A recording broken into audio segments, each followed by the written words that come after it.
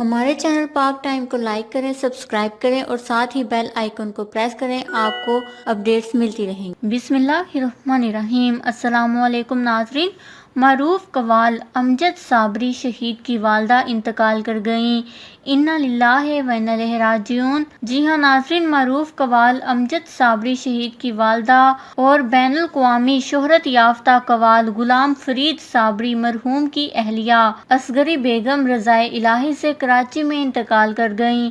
امجد صابری شہید کے بھائی طلحہ صابری نے بتایا ہے کہ ان کی والدہ کافی عرصے سے بیمار تھیں۔ انہوں نے بتایا کہ والدہ کی تدفین ان کے بیٹے ثروت صابری اور بیٹی کی بیرون ملک سے واپسی کے بعد ہوگی۔ واضح رہے کہ امجد صابری کراچی کے علاقے لیاقت آباد میں 22 جون 2016 کو مسلح دہشت گردوں کی فائرنگ کے نتیجے میں جان بحق ہو گئے تھے۔ اللہ تعالیٰ ان کے درجات بلند فرمائے، آمین۔ ان کے لیے دعائے مغفرت نیچے کمنٹس میں ضرور کریے گا۔ ہمارے چینل کو سبسکرائب کریں، آپ کو لیٹسٹ اپڈیٹس ملتی رہیں گی۔